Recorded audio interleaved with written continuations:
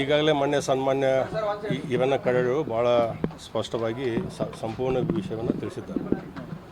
ನಮ್ಮ ಅಥಣಿಯಿಂದ ಒಂದು ವೇಳೆ ಬೆಳಗಾವಿ ಜಿಲ್ಲೆಯಲ್ಲಿ ಜಿಲ್ಲೆಗಳನ್ನು ಮಾಡಬೇಕನ್ನುವಂಥದ್ದು ಬಂದರೆ ಅಥಣಿನೂ ಕೂಡ ಮಾಡಬೇಕನ್ನುವಂಥ ಕೂಗು ನಮ್ಮಲ್ಲಿದೆ.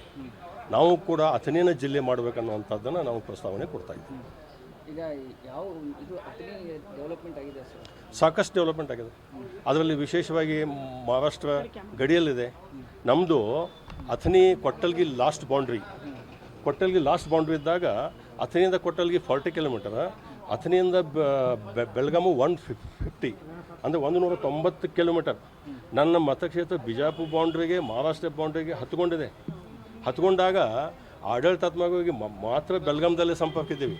ಯಾವುದೇ ವ್ಯವಹಾರ ಇರಲಿ, ಕೃಷಿ ಚಟುವಟಿಕೆ ಇರಲಿ, ಬಿಜಾಪುರ ಮಹಾರಾಷ್ಟ್ರನೇ ಹೆಚ್ಚು ಕಾಂಟ್ಯಾಕ್ಟ್ ಇರುವಂಥದ್ದು. ಸೊ ಹೀಗಾಗಿ ಅದು ಯಾವುದೇ ಸಂದರ್ಭದಲ್ಲಿ ಅಥಣಿ ಜಿಲ್ಲೆ ಆಗಬೇಕು. ಒಂದು ವೇಳೆ ಅಥಣಿ ಜಿಲ್ಲೆ ಮಾಡುವಂಥದ್ದು ಏನಾದರೂ ಅಡಚಣೆ ಬಂದರೆ ನಾವು ಬಿಜಾಪುರಕ್ಕೆ ಸೇರ್ಕೋತೀವಿ ವಿನ ಬೆಳಗಾಂಗೆ ನಾವು ಒಲ್ ಅನ್ನುವಂಥದ್ದು ಕೂಡ ಅಥಣಿ ಜನರ ಪರಿಸ್ಥಿತಿ ಇದೆ. ಅಲ್ಲೇ ಸರಳ ಅಥಣಿಯಲ್ಲೇ ಈಗೇನೊಂದು 75-80 ವಯಸ್ಕರದಾರ, ರೈತರದಾರ. ಅವರು ಸೊಲ್ಲಾಪುರ, ಬಿಜಾಪುರ, ಜತ್ತು, ಮಿರಜು, ಕೊಲ್ಲಾಪುರ ಇವನ್ ಪುನಃ ತನಕ ಟಚ್ ಇದೆ. ಅದು ಬೆಳಗಾವಿಗೆ ಬಂದಿಲ್ಲ ಅವರು. ಯಾಕೆ ಬರುವಂಥ ಪ್ರಸಂಗ ಇಲ್ಲ. ದೂರ ಅನ್ನೋಕ್ಕಿಂತ ಅವರೆಲ್ಲ ವ್ಯವಹಾರ ಎಲ್ಲ ಅಲ್ಲೇ ಆಗ್ತಾವೆ. ಮೆಡಿಕಲ್ಲಿ ಸಾಂಗ್ಲಿಗೆ ಹೋಗ್ತಾರೆ, ಮಿರಜ್ಗೆ ಹೋಗ್ತಾರೆ. ನಮ್ಮಲ್ಲಿ ಹೋದಾಗ ಉದ್ಯೋಗ ಎಲ್ಲ ಬಿಜಾಪುರ, ಸೊಲ್ಲಾಪುರ, ಕೊಲ್ಲಾಪುರಕ್ಕಿದೆ. ಆಡಳಿತಾತ್ಮಕವಾಗಿ ಇದ್ದವರಿಗೆ ಮಾತ್ರ ಬೆಳಗಾಂ ಸಂಪರ್ಕ ಇದೆ. ನಮ್ಮದು ಸ್ಪಷ್ಟವಾದ ನಮ್ಮ ಅಥಣಿ ಜನರ ನಿಲುವು ಅಥಣಿನೇ ಜಿಲ್ಲೆ ಆಗಬೇಕು.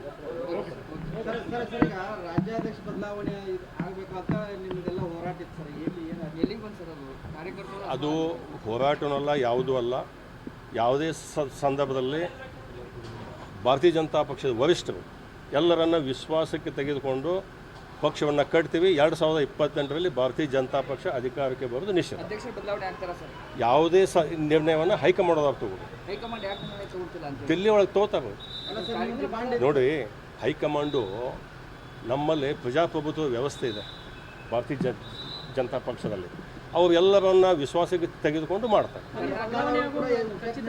ಬದಲಾವಣೆ ಆಗದವನಾಯಿತು, ಇಲ್ಲ ಅಂದ್ರೂ ಆಯಿತು, ವಿಶ್ವಾಸಕ್ಕೆ ತಗೋತಾರೆ. ಅವ್ರು ಬಂದರೆ ಒಳ್ಳೆಯದು. ಯಾಕಂದರೆ ಯತ್ನಾಳ್ ಅವ್ರದ್ದು ನಮ್ಮ ಗಡಿಭಾಗದಲ್ಲಿ ಅವ್ರದ್ದೇ ಆದಂಥ ಒಂದು ಪ್ರಭಾವ ಇದೆ. ಹಿಂದುತ್ವ ಮೇಲಿರಬಹುದು ಅಥವಾ ವೈಯಕ್ತಿಕವಾಗಿರ್ಬೋದು. ನಡು ಅವರು ಸಾಕಷ್ಟು ಸಮುದಾಯ ಬಗ್ಗೆ ಪಂಚಮಸಾಲಿ ಇದಿರ್ಬೋದು, ಹಲವಾರು SC ST ಇರ್ಬೋದು, ಹಾಲುಮತ ಇರ್ಬೋದು, ಅವರೆಲ್ಲರ ಪರವಾಗಿ ಮಾತಾಡುವಂಥವ್ರು. ಹೀಗಾಗಿ ಬಿಜಾಪುರ, ಬೆಳಗಾವಿ, ಬಾಗಲಕೋಟೆ ಅಪ್ ಟು ಗುಲ್ಬರ್ಗ ಇಷ್ಟರಲ್ಲಿ ಅವ್ರದ್ದೇ ಆದಂಥ ಒಂದು ಪಡೆ ಇದೆ. ಈಗ ನನ್ನ ಮತಕ್ಷೇತ್ರದಲ್ಲೇ ಇವತ್ತು ನಮ್ಮ ಜೊತೆಗೆ ಇದ್ದಾರೆ. ಯತ್ನಾಳ್ ಹೋಗ್ಬೇಕು, ನಾವು ಬೇಕಂದಾಗ ಒಂದು 2-3 ಸಾವಿರ ಜನರು ಯತ್ನಾಳ್ ಅವ್ರಿಗೆ ಬೆನ್ನು ಹತ್ತಾರೆ. ಈ ಒಂದು ವೇಳೆ ಅವ್ರನ್ನೂ ವಿಶ್ವಾಸಕ್ಕೆ ತಗೊಳ್ಳಿಲ್ಲ ಅಂದರೆ ಸಾಕಷ್ಟು ನಮ್ಮ BJP ಅಭ್ಯರ್ಥಿಗಳು 2000-5000ದಲ್ಲಿ ಯಾವ ಬರುವುದವ ಅವ್ರಿಗೆಲ್ಲರಿಗೂ ತೊಂದರೆ ಆಗ್ತದೆ. ಅವ್ರದ್ದು ಶಕ್ತಿ ಇದೆ, ಅವ್ರನ್ನೂ ವಿಶ್ವಾಸಕ್ಕೆ ತೆಗೆದುಕೊಳ್ಬೇಕು, ಈ ಕಡೆ ಟೀಮನ್ನು ವಿಶ್ವಾಸಕ್ಕೆ ತೆಗೆದುಕೊಳ್ಬೇಕು. ತೆಗೆದುಕೊಂಡೇ ಪಕ್ಷವನ್ನು ಕಟ್ಟಬೇಕಾಗ್ತದೆ.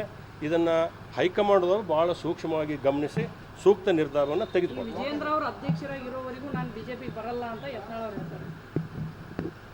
ಅದು ಯಾವುದೇ ಸಂದರ್ಭದಲ್ಲಿ ಹೈಕಮಾಂಡ್ದವರು ಎಲ್ಲರನ್ನ ವಿಶ್ವಾಸಕ್ಕೆ ತೆಗೆದುಕೊಳ್ಳಲೇಬೇಕಾಗ್ತದೆ.